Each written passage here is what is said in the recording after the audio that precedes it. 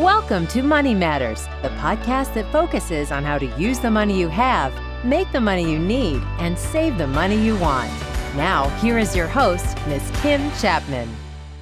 Welcome to another edition of Money Matters. Do you know how to stretch your dollar? Thrifting can be an answer. And so today with me, we have an avid thrifter and, of course, someone that's no stranger to Money Matters, our own Betty, Mahika, Milano. Hello. And, of course, from America's Thrift Store right here in Baton Rouge, Louisiana, we have Mr. Steve Isaacs. Hi, how you doing? So I'm excited to have both of them here. I've learned a lot about thrifting because I didn't know anything about thrifting. To tell you the truth, I was one of those people that may be like some of you that might be turning your nose up just a little. But wait, don't leave. Don't turn it off. You will be surprised at what you will find out. As a matter of fact, if you like this shirt, guess where I bought it? How can I do a show on thrifting if I'm not going to come in an outfit that was bought at a thrift store? So yes, this shirt, the earrings, the pants, but all of this was bought for less than $20. So thrifting can not only just stretch your dollar, it can enhance your wardrobe. So I'm going to jump right in, and we're going to go with Steve first. Steve, what led you to work into the thrifting industry? Well, several things actually. One was the challenge. It was a new industry for me. I've been in retail for 43 years, and it was just a new industry that I had never tried. But what really gets me is we give back to the community. One of our partners is Louisiana Teen and Adult Challenge, and that's one of our partners. We have Make-A-Wish Foundation up through Alabama and several in Mississippi. But I love the fact that we give back. We try to keep 50 million pounds of waste out of the landfills. Everything we work on is in donations. Our prices are right for the public, our shoppers. It's just an exciting field to be in. And Betty, what is thrifting? For somebody that has no clue what thrifting is, give us a little insight, especially since you are an avid thrifter. You know, every time I hear Betty say, hey, I got to do something from the thrift shop. Mm-hmm. And so that's how I actually thought about doing this podcast. And I learned so much about how you can save. But tell us exactly what is thrifting? So basically, thrift stores are, like Steve mentioned, stores that source all of their merchandise secondhand. So via donations, typically. So like America's Thrift accepts donations. Goodwill accepts donations. St. Vincent de Paul accepts donations. And a lot of them are actually also contribute to the community. So as he mentioned, they support certain organizations. Goodwill typically gives jobs to people who wouldn't typically be able to get jobs, people who are recently out of prison or people with developmental disabilities and things like that. But as far as the merchandise, it's secondhand merchandise. That means you're getting the gamut, right? You can get brand new things with tags. I just bought something from the thrift store the other day that was new with tags. So it was brand new, still had the tags on, maybe just didn't fit somebody, or they bought it, they never wore it, and they donated it. And then it can go all the way to like mega used items. But it can also be really nice vintage pieces and things like that. It's clothing, but it's also housewares, furniture as well. It's kind of like a department store, a secondhand department store, I would say. So how did you get started? What led you to not walk into Dillard's, but maybe go into an American thrift store? I think growing up, I'm the youngest of three, well, technically 5 siblings. And so, resources were never, super scarce, but they weren't like super abundant. And so it was just a way to feel like I could get more for my dollar, and my mom as well. So it was kind of an easier way to keep us in new clothes without spending a ton of money. And then I just found that I liked the clothes there more because they're more unique, and I'm kind of weird. So it kind of was a match made in heaven. So, Steve, can you kind of piggyback on what Betty was saying, some of the items that are found at the thrift store? What are some of the items that are most popular? And just kind of give us a range and an atmosphere of what we can expect if we walk into America's thrift store. Well, our typical thrift customer visits us about 2 to 4 times a month. We have our core groups of shoppers.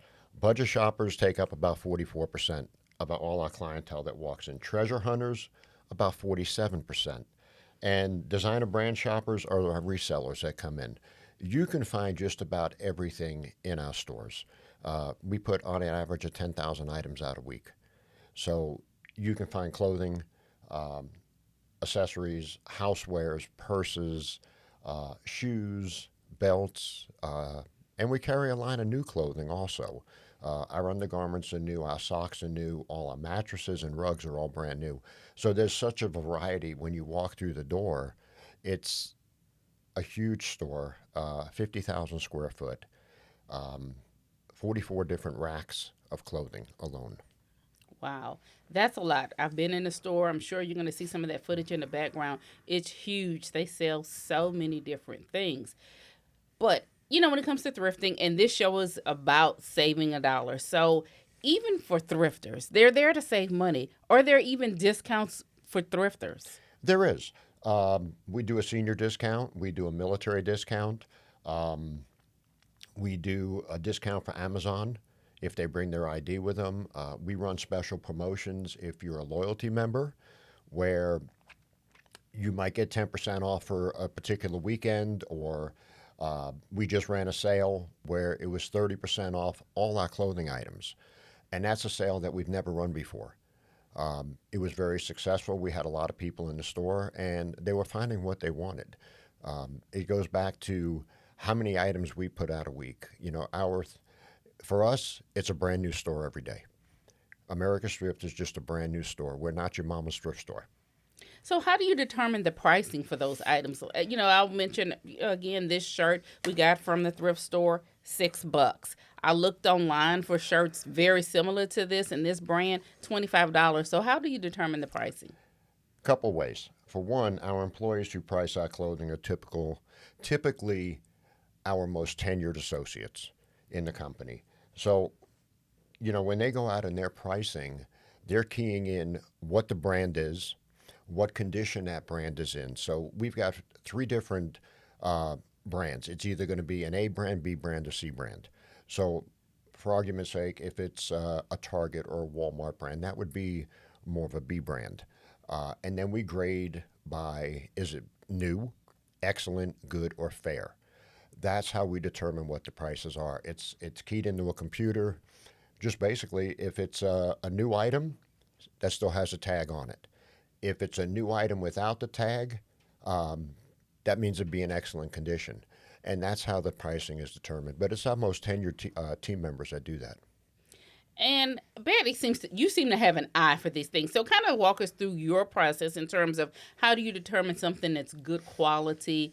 Can you tell if it's new or not? How can you tell if it's really a bargain?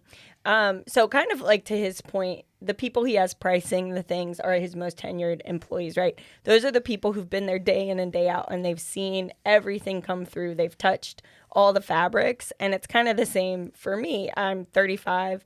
I've probably been thrifting since I was about 14. So let's say I've been doing it consistently for 21 years. That's a long time to build up kind of a knowledge base of like what to look for and what you like. And a lot of times for me, it really is touch. That's probably my biggest thing. Like I can go through a rack and I can kind of like keep moving it until I feel a fabric that feels like a nicer fabric. So like, let's say a linen or something that's 100% cotton, as opposed to, I know probably nowadays you guys get a lot of stuff from Shein and things like that, which you can feel that that's 100% like unnatural fabric. There's no cotton in it at all. And I typically tend towards 100% cotton things just because they're more breathable and things like that and more durable when you wash. So it really is a feel thing. And it's also really about dedicating that time. Like when I go to the thrift store, people try to ask if they can come with me all the time. I'm like, don't come with me. Leave me alone, because I get in the zone. And when I'm in like the thrifting zone, like I'll just pick a section of the store. I'll say like, today I just want to look for skirts. And I also have a list on my phone. My notes app, I always have like a thrift wish list. So I'm manifesting what I want as well. So I always have a list of things I'm looking for. So I'll be like, okay, I'm looking for a black skirt today. So I'm just going to go to the skirt section, devote all my energy there, and look through every single skirt. And I know that sounds crazy, but other thrifters will understand it's like the best place for us. It's like my Zen place. It's when I'm in a bad spot mentally, I tell my husband I'm going to the thrift store. So for somebody that's listening that's not a thrifter, that maybe on the outside looking in, they think, still not for me. Convince us. Like you did me, what are some bargains? What are the deep discounts? What really makes a good thrifting day for you? Yeah. Okay. So, I mean, I have so many stories. You know a lot of my stories, but actually the other day I went to Goodwill and I bought a Madewell dress, which everyone, probably is familiar with the brand Madewell.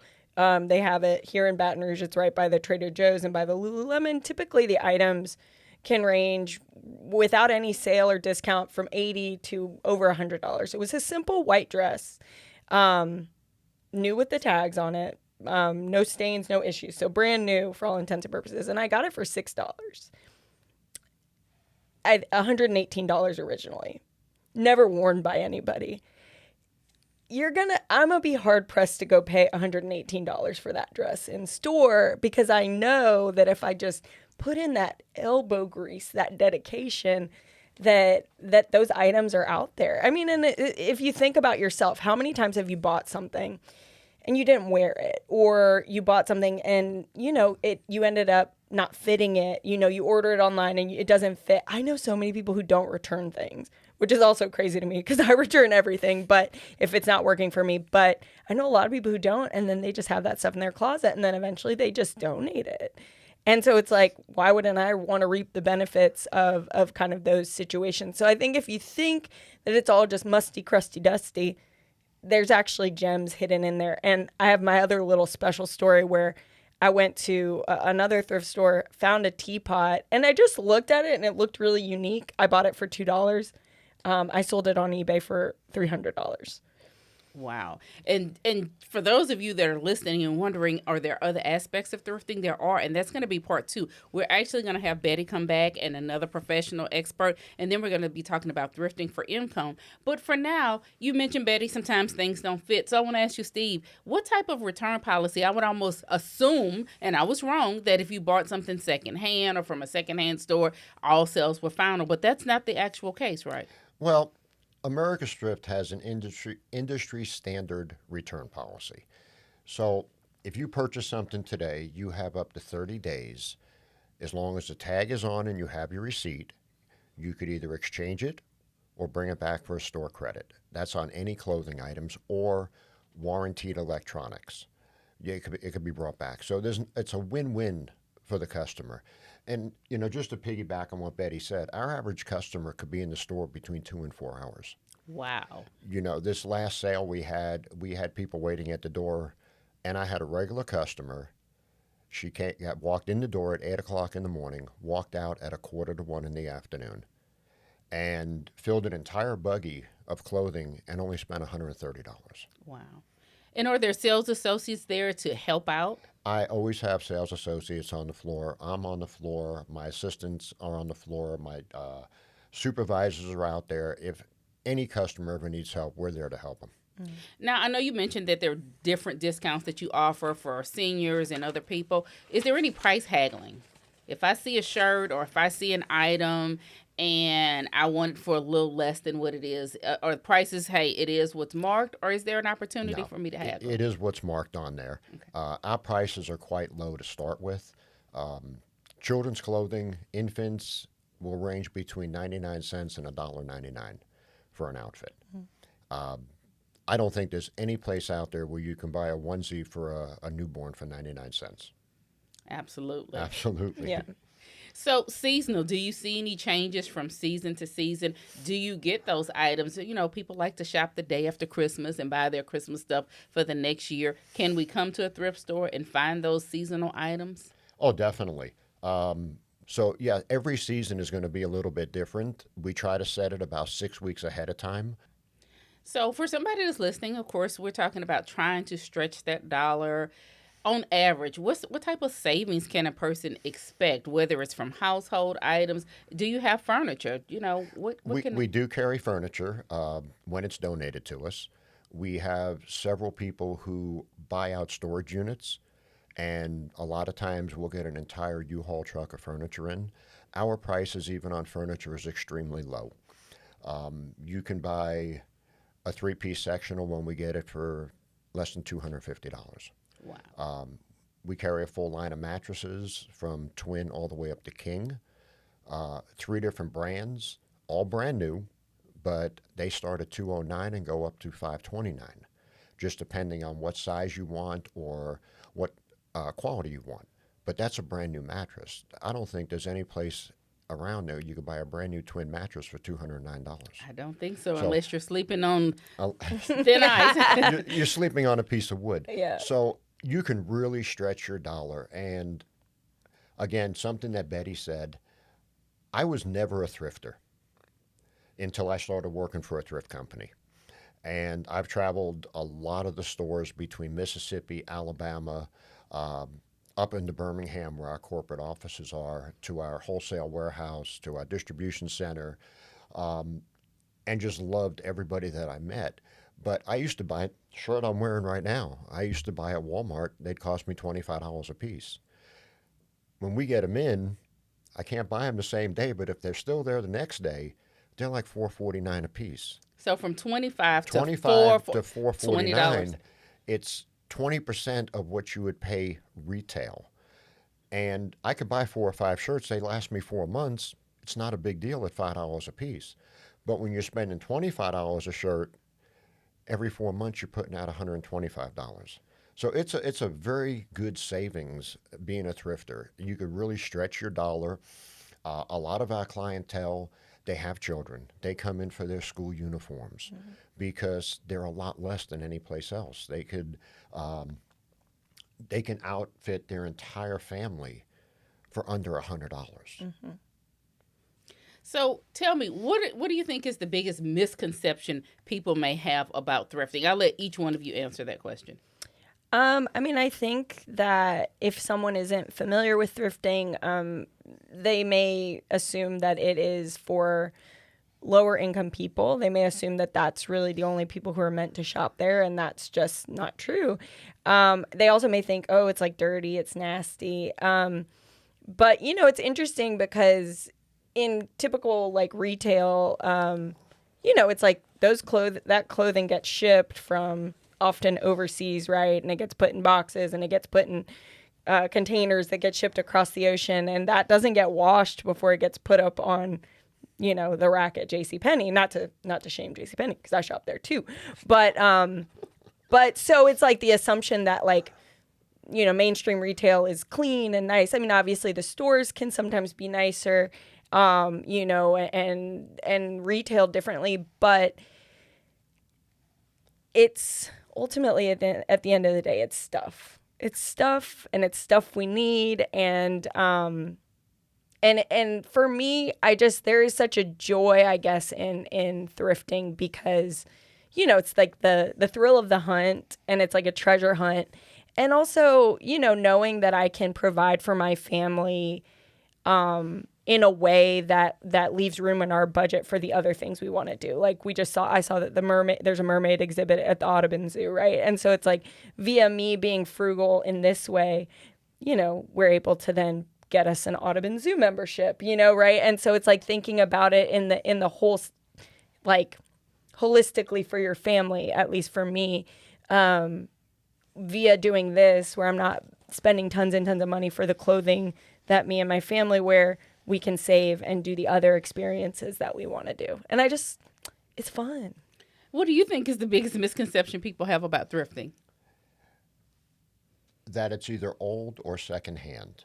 And I think a lot of people used to look at it that it was secondhand clothing.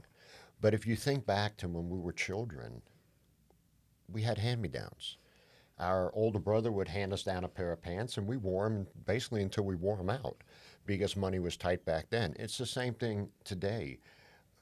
Money is tight with people, and we deal with a lot of new customers all the time. As both of you know, I walk my store constantly, and I have a lot of customers say, I'm a first time in the store. And I said, well, that's great. What brought you in? I'm on a budget, and I need to stretch that dollar, or, you know, I'm not making as much as I used to make. But it's just, thrifting is definitely a way to stretch your budget, to give you the extra dollars to do the little things you want to do, or that extra little My son or my daughter has a school trip to go on. So I saved $20 because I was thrifting.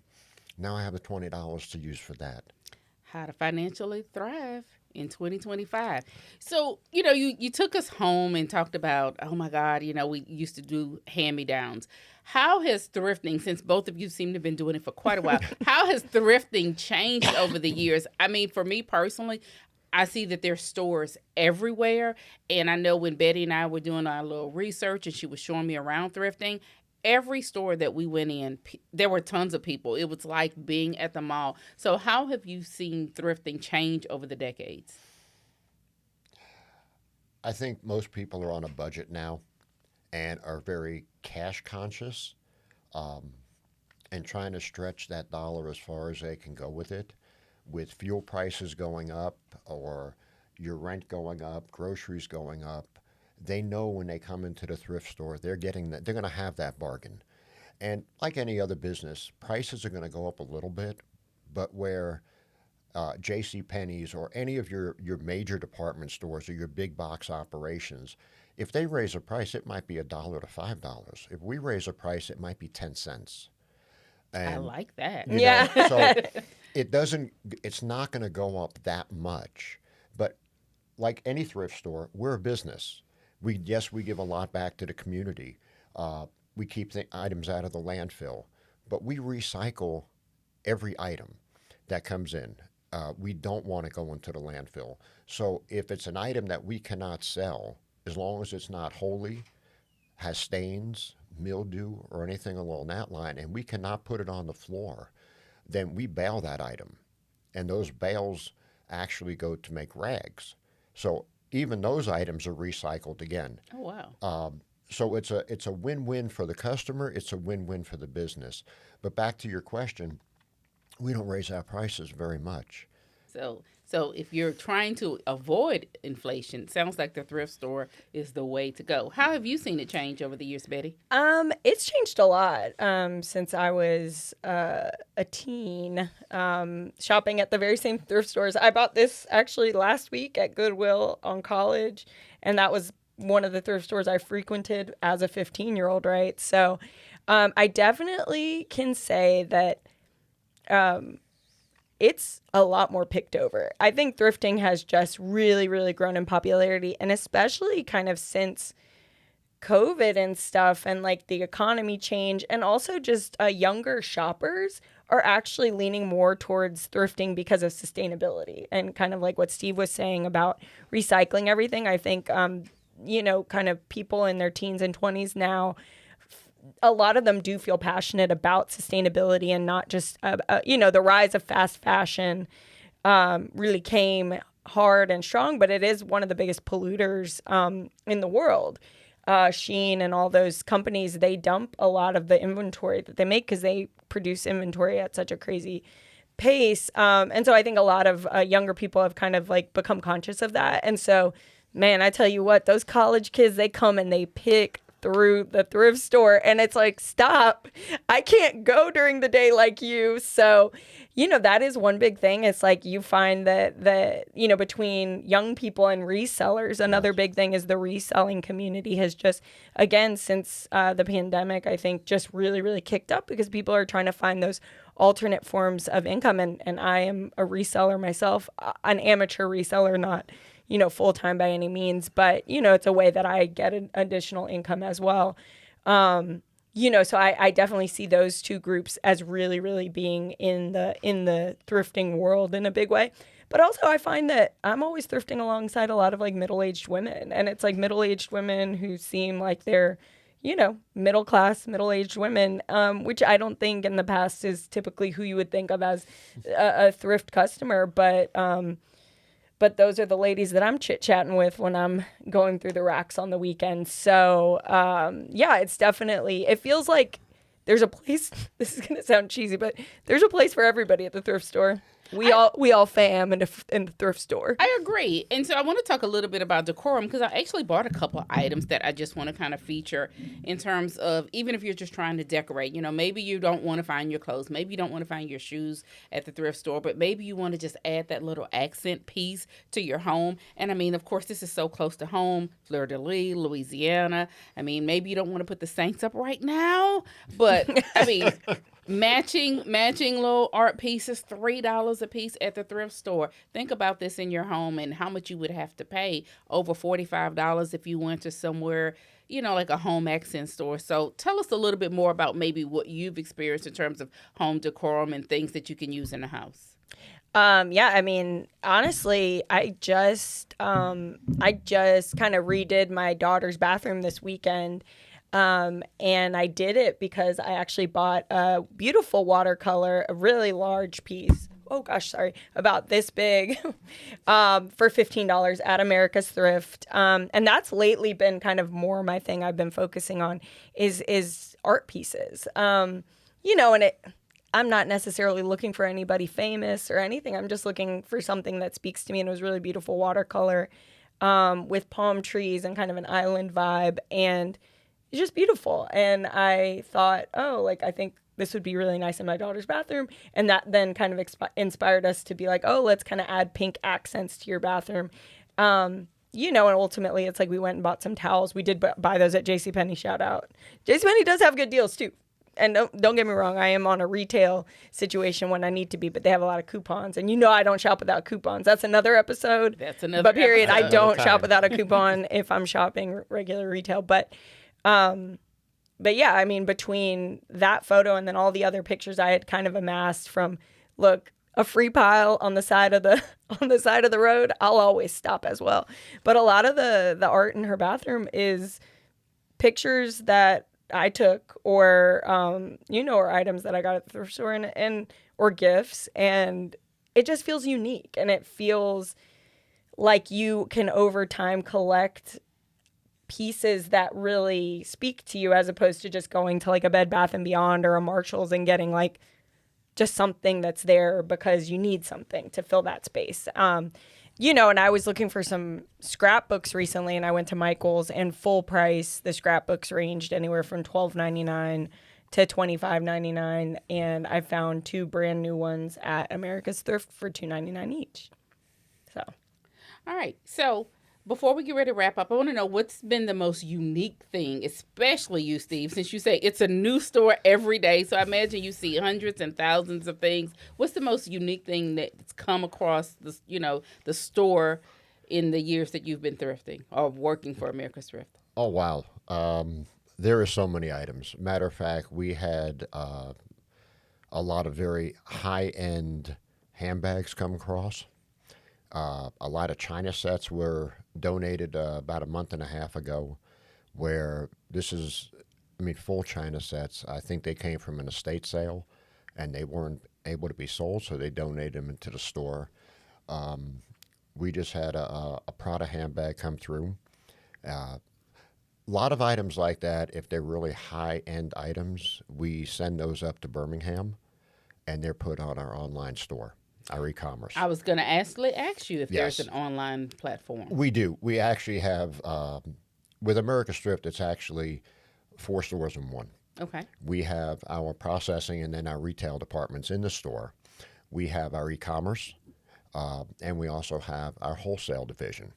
So if it's an item when we talked about earlier about everything is recycled, if we cannot sell it in the store and what we call drop it, we pull it back off the floor, it actually goes into Gaylord's and is shipped back to Birmingham as wholesale. What Birmingham does when it goes to our wholesale warehouse is they repackage it into small bales, and those items actually get brokered overseas. Mm-hmm. So it's never a loss. But there's so many unique items that come through, especially we're talking about artwork.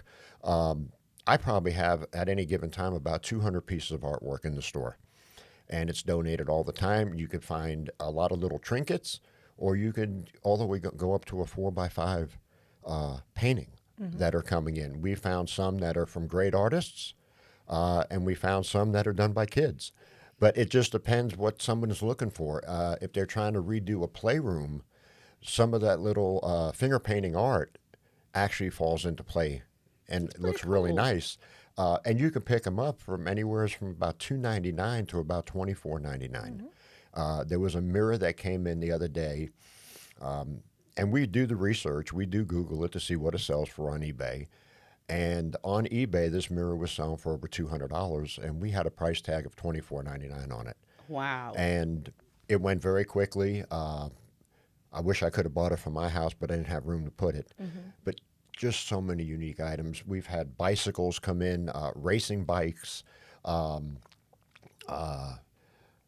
old desks, old sewing machines, just so many different bows for hunting have come into the store. A lot of musical instruments.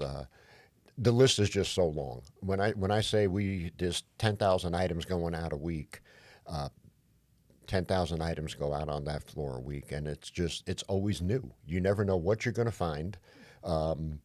Sometimes you could just be digging through some of our miscellaneous items back in housewares or the wall art, and you come across something and go, wow, where did this come from? Who donated this? I don't think they really knew what they were donating when they donated it, and it's just amazing finds. So, Betty, for somebody that's listening and they're like, hey, I want to be able to financially thrive in 2025, but they may feel a little overwhelmed. I mean, listen to Steve saying all the thousands of pieces of, merchandise they have. What's your advice? Where do we get started? Is there a best time, a peak time? Is Saturday better than Wednesday? What's your advice? How do we really maximize the thrifting potential to help us out financially?